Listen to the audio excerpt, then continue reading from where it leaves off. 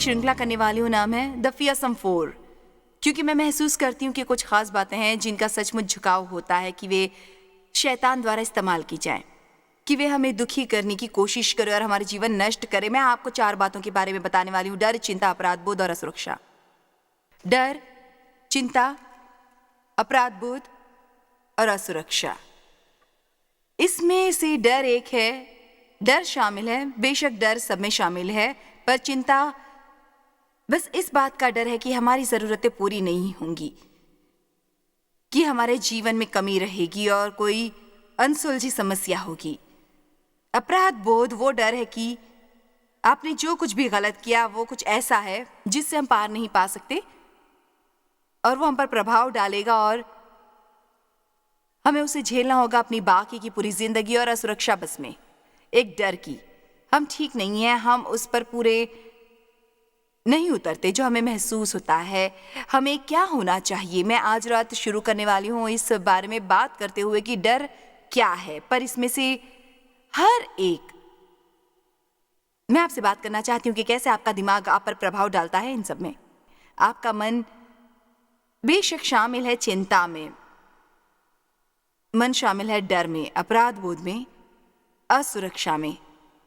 असुरक्षा बस उसका नतीजा है कि आप स्वयं को कैसे देखते हैं, आप अपने आप को कैसे देखते हैं, आप अपने बारे में कैसे सोचते हैं।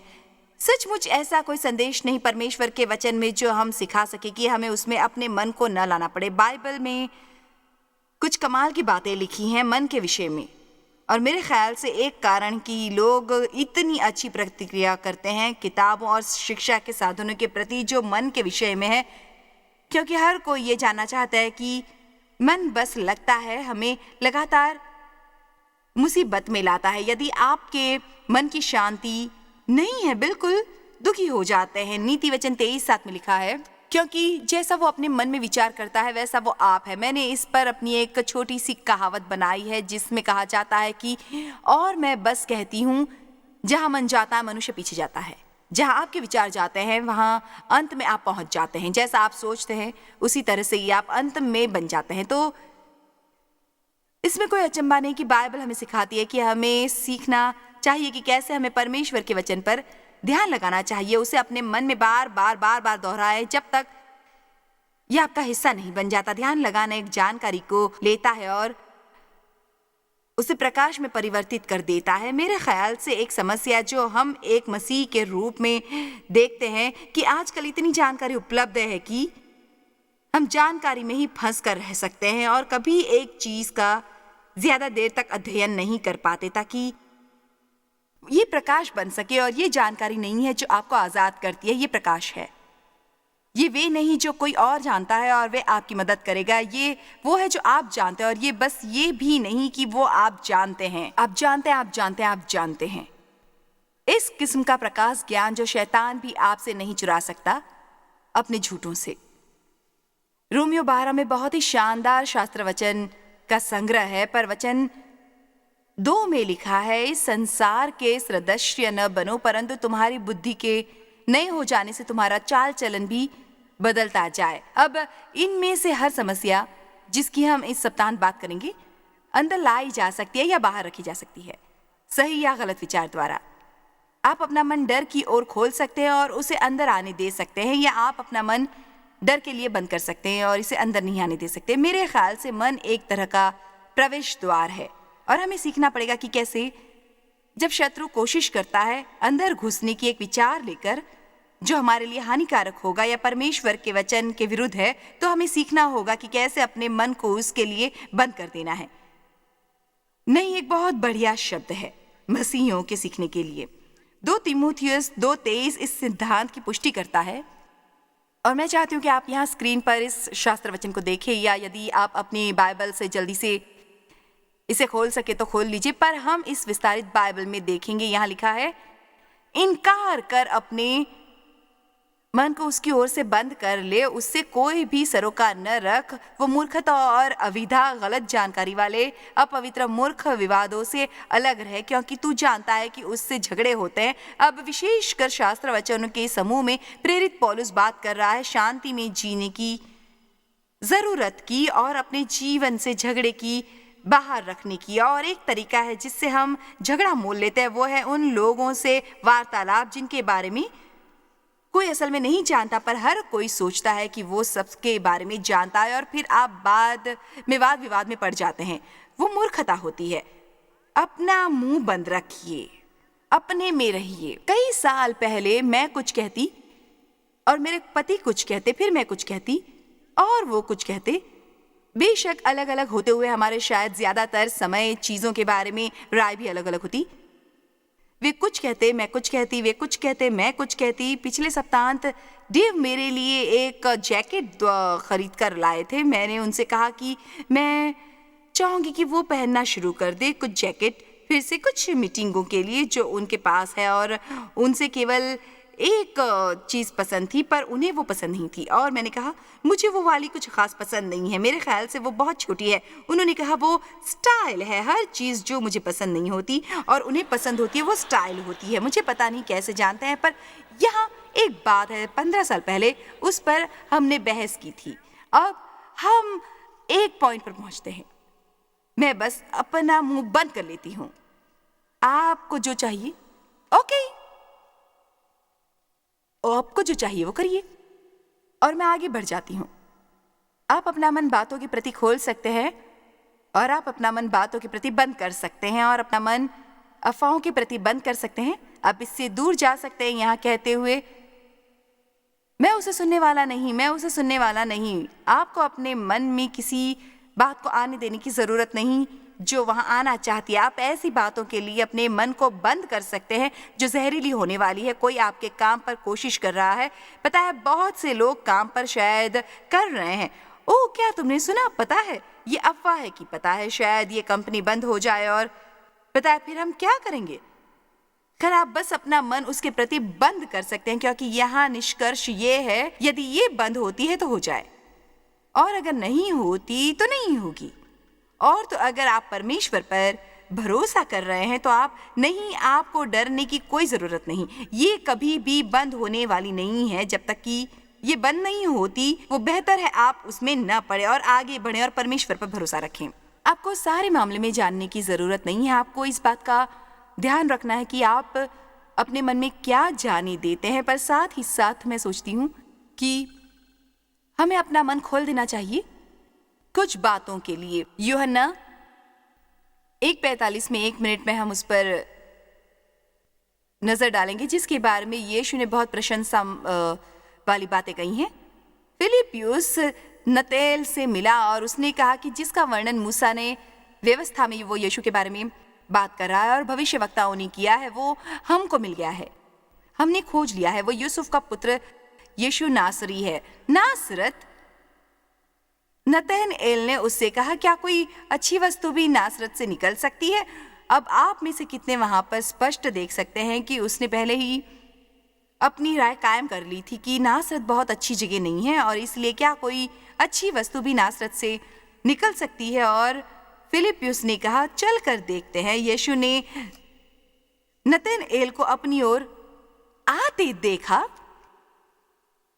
जरूर उसे आते देखा। उसने विषय में कहा देखो वो सचमुच इजरायली है, इसमें कपट नहीं। वो याकूब की सच्चा वारिस है जिसमें कपट, झूठ और दोगलापन नहीं है। अब उसने बहुत सी अच्छी बातें कही नतनएल के बारे में, और मुझे उनके आधार के बारे में मालूम नहीं उन सबके, पर जब मैं अध्ययन कर रही थी बहुत साल पहले, एक बात जो मुझे महसूस हुई कि परमेश्वर ने मुझे दिखाया है कि एक कारण कि यीशु क्यों नतनएल को पसंद करते थे, क्योंकि हालांकि उसने पूर्व धारणा बना रखी थी कि नासरत से कोई अच्छी चीज निकल ही नहीं सकती थी, खासकर एक उद्धारकर्ता तो नहीं। वो काफी खुला मन रखता था और काफी विनम्र था।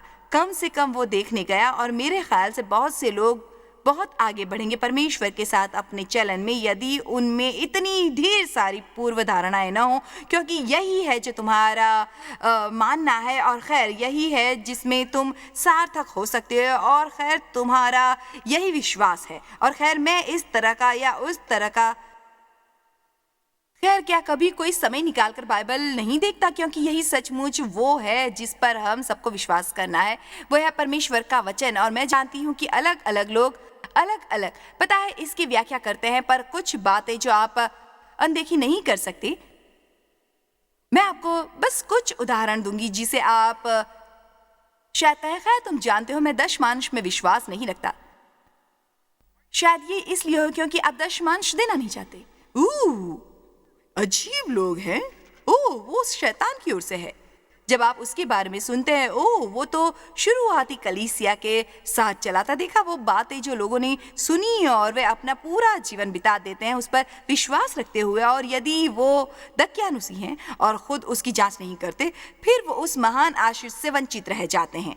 मैं उस पर विश्वास नहीं करता। चंगाई के लिए हाथ रखने में मुझे उन बातों में विश्वास नहीं। खैर पता है, यदि आप इतने बीमार हो जाएं तो शायद अपना मन बदल दें, पर पता है आपको शायद अपनी बाइबल पढ़नी चाहिए। यह अद्भुत है कि हम क्या सीख सकते हैं उस हर इंसान से जो हमारे इर्द गिर्द है। हम पहले से ही न सोच लें कि हमें सब पता है। हमें बहुत ध्यान रखना है कि क्या आता है आपके मन में, खासकर डर। मेरा मानना है कि वो आपके जीवन में प्रवेश करता है एक विचार के रूप में, और फिर वो उत्पन्न करता है भावनाएं। और कई बार मैं सोचती हूँ कि ये विचार, हालांकि उनसे निपटना मुश्किल होता है, पर भावनाओं के मुकाबले उनसे निपटना आसान होता है, क्योंकि आपकी भावनाओं की ओर ज्यादा झुकाव होता है। और डर बहुत मजबूत होता है। ये बहुत ही मजबूत गंभीर भावना हो सकती है जो हमें उस ओर ले जाने की कोशिश करता है कि या तो हम किसी तरह का मूर्खतापूर्ण बेकार कदम उठाएं, या ये हमें रोकती है ऐसा कदम उठाने से जो अच्छा हो सकता है और परमेश्वर की प्रतिक्रिया हो सकती है। शायद आज रात भी यहाँ लोग हैं जब यहाँ लेने का समय आया है। शायद शुरू में आपने अपने दिल में महसूस किया हो कि आपको खास चीज देनी है, फिर आपने इस पर सोचा हो, फिर आपने त्याग करने के बारे में सोचा हो, और फिर डर आ गया। तो आप आगे बढ़े और आपने कुछ किया जो बस सुविधाजनक था। हम सब उसमें गुजरते हैं, हम कोई उसमें से गुजरना चाहते हैं। मेरा मतलब, अभी भी मेरे जीवन में ऐसा समय आता है जब परमेश्वर मुझसे कुछ करने को कहते हैं या कुछ देने को कहते हैं, और मेरा मतलब है, मेरा काफी अनुभव है अब परमेश्वर के साथ कि मैं काफी अच्छी तरह जानती हूँ कि कब वो मुझसे कुछ करने को कह रहे हैं। पर फिर भी अगर वो मुझसे कुछ करने को कहते हैं जो मैं सचमुच करना नहीं चाहती, यदि मैं इसके बारे में ज्यादा देर तक सोचूं, तो डर वहां आना शुरू हो जाता है इस बारे में कि किस चीज से वंचित रहना पड़ेगा। यदि हम कभी सीख सके कि डर को अपने जीवन पर राज नहीं करने देना है, तो हम 20% बेहतर हो जाएंगे। मैं यहाँ खड़ी होकर ये नहीं बताने वाली कि मुझे कुछ संदेश मिला है जो आपको कभी भी डर महसूस नहीं करने देगा। मेरा मानना है कि हमारे जीवन में कुछ समय ऐसे होंगे जब हम डर महसूस करेंगे, क्योंकि मेरा मानना है कि वही मुख्य आत्मा है जिसे शैतान लोगों के विरुद्ध इस्तेमाल करता है।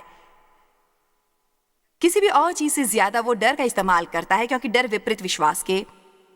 परमेश्वर चाहते हैं कि हम विश्वास में चलें, शैतान चाहता है कि हम डर में चलें। आपको बहुत सावधान होना पड़ेगा इस तरह की बातें कहने में, जैसे मुझे इतना डर लग रहा है कि मेरे वचन मुसीबत में पड़ने वाले हैं।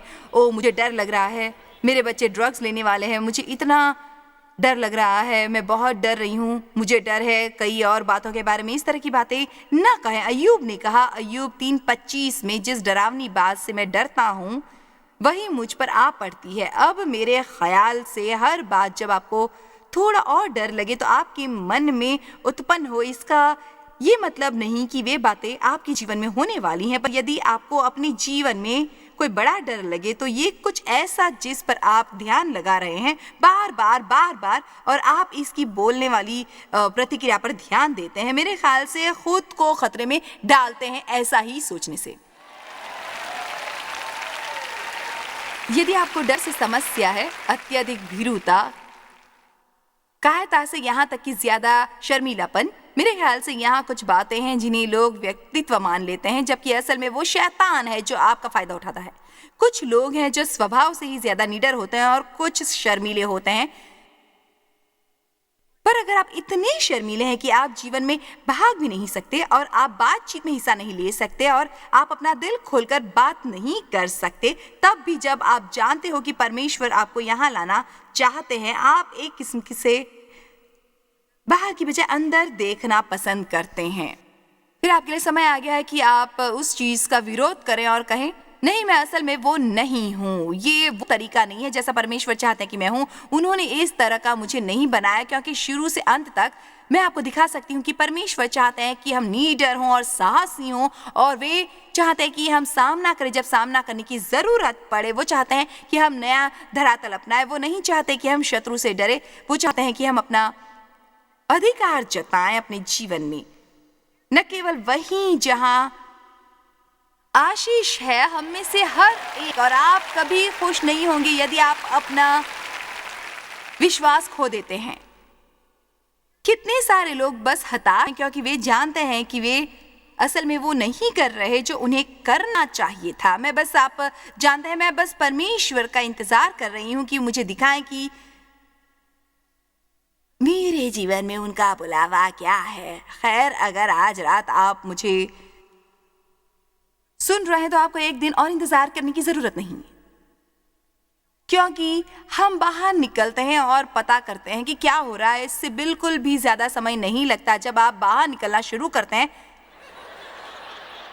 आप नई चीजों में कदम रखेंगे और कहेंगे कि ये कैसे हो गया। अब मैं मूर्खता और बेवकूफ़ी करने का सुझाव नहीं दे रही, पर पता है, जब मैं नन्ही मसीही थी, मैं परमेश्वर द्वारा इस्तेमाल होना चाहती थी। मुझे वो पसंद नहीं था। मैंने नर्सरी में भी काम करने की कोशिश की, पर नहीं कर पाई।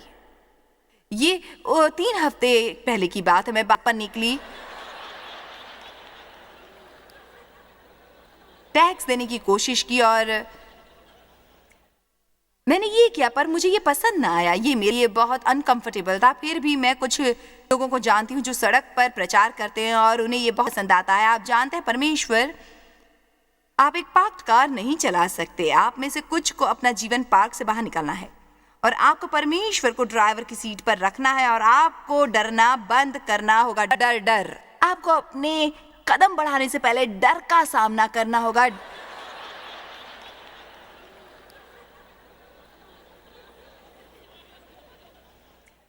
आप सचमुच परमेश्वर द्वारा इस्तेमाल किए जाना चाहते हैं, फिर खुद को पूछिए, मुझे क्या पसंद है, मैं क्या एंजॉय करती हूँ। मुझे बोलना पसंद है और मुझे इससे ज्यादा देर नहीं लगती। जब मैंने बोलना शुरू किया तब मुझे पता चला यही तो मुझे करना चाहिए। ये नर्सरी नहीं है, ये सड़क पर प्रचार नहीं है। मैं बाकी कुछ नहीं कर सकती, मैं बस यही करूंगी। और मुझे वो पसंद भी है, हमेशा से था।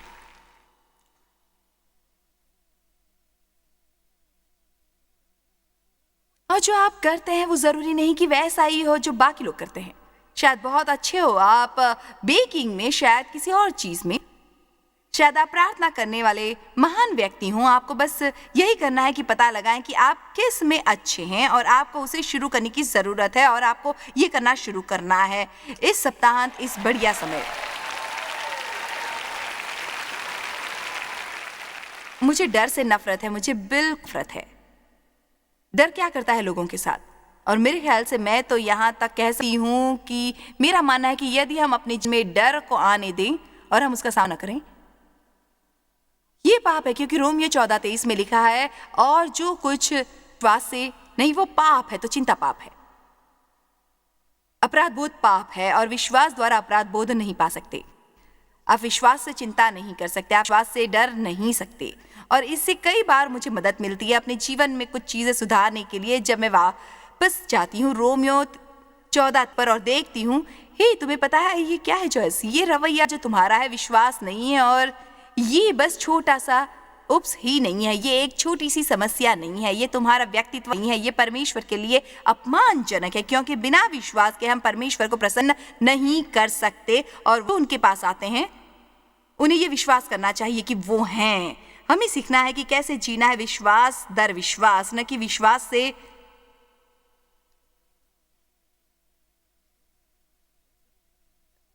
अविश्वास शक करना। अब क्या है, योग्य या अयोग्य, शक्तिशाली या कमजोर, ऊपर या नीचे, एक विजेता या विजय किया हुआ, एक विक्टर या विक्टिम। कुछ लोगों में ये विक्टिम मानसिकता होती है और वो अपना पूरा जीवन उसी से बाहर निकलने में बिता देते हैं कि उन्हें क्या हुआ था बहुत अरसे पहले यहीं कहीं, और वे बस इसी की बातें हैं। और मैं जानती हूँ विक्टिम होना क्या है, और मैं ये भी जानती हूँ कि आप पूरी तरह और संपूर्ण रूप से ठीक हो सकते हैं और आप अपने जीवन में आते हैं, क्योंकि जब आप मसीह में होते हैं आप उनमें एक नई सृष्टि होते हैं, पुरानी बातें बीत चुकी हैं।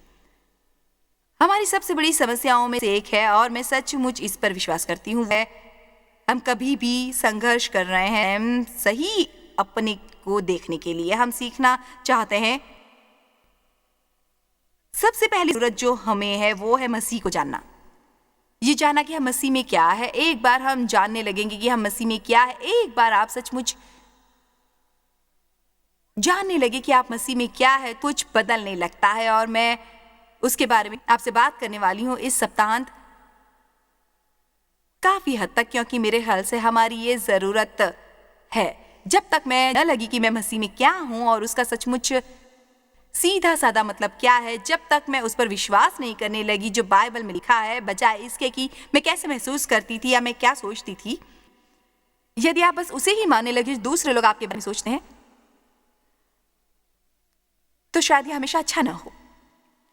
मैं आपको काफी हद तक बचने दे सकती हूँ कि ये अच्छा नहीं होगा। आप उस पर विश्वास नहीं कर सकते जो आप अपने बारे में सोचते हो, और आप बस उस पर भी विश्वास नहीं करते कि आप कैसा महसूस करते हैं। आपको ये समझना है कि ये सब कुछ हमारे प्राण में वो सामान है जिसे शैतान इस्तेमाल करता है हमें रोकने की कोशिश करने के लिए। हम आगे न बढ़ें, इसलिए वो इस्तेमाल करता है। इसलिए मैं परवाह नहीं करती कि मैं क्या सोचती हूँ, ये परमेश्वर के वचन से मेल न खाता हो। फिर मैं गलत हूं और मुझे परवाह नहीं कि मैं क्या महसूस करती हूं अगर ये परमेश्वर के वचन से मेल नहीं खाता।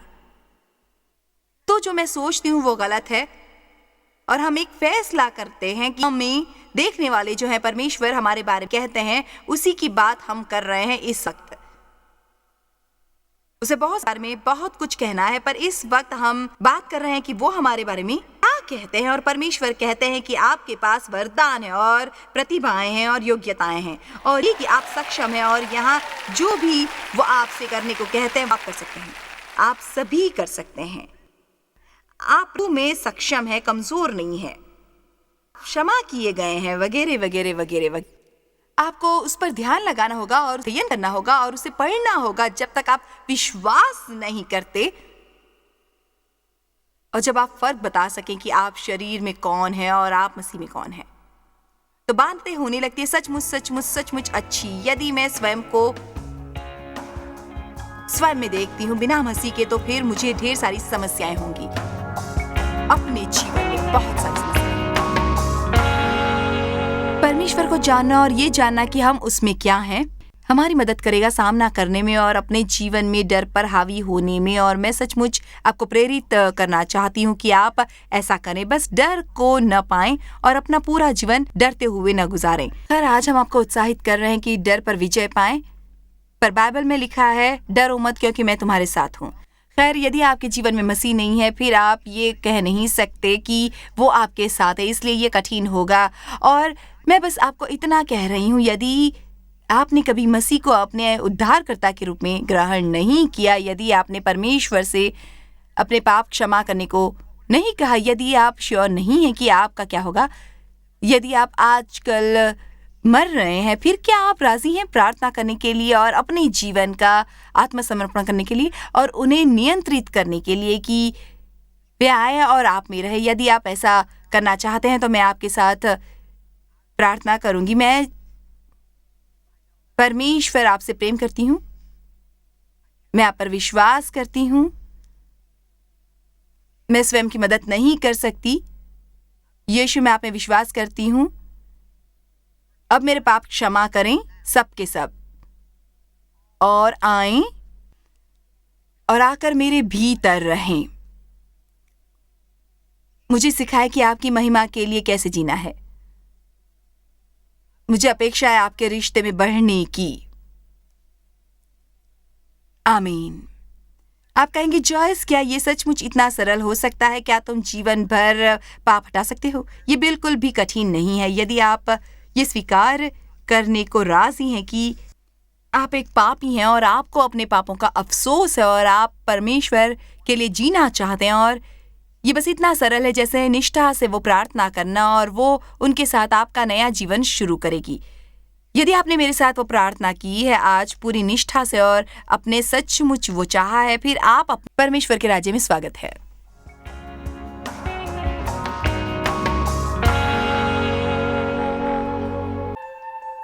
जॉय स्मायर मिनिस्ट्रीज में आप हमारे लिए कितने अहम हैं, इसका आपको अंदाजा नहीं। हम आपके आभारी हैं और हम धन्यवाद करते हैं अपने सब मित्रों और सहयोगियों का कि उन्होंने इस विश्वव्यापी सेवकाई को संभव बनाया। मिलकर हम भूखों को खिला रहे हैं, गरीबों को पहना रहे हैं और कई देशों में सुसमाचार पहुंचा रहे हैं। कृपया हमसे संपर्क करें या विजिट करें jmmindia.org पर। आज ही अपनी प्रार्थना के अनुरोध बताने के लिए, हमारे साधनों के बारे में और जानकारी और जॉयस की सभाओं का शेड्यूल जानने के लिए और हमारे सहयोगी बन जाएं दुनिया भर में मसीह का प्रेम बांटने के लिए।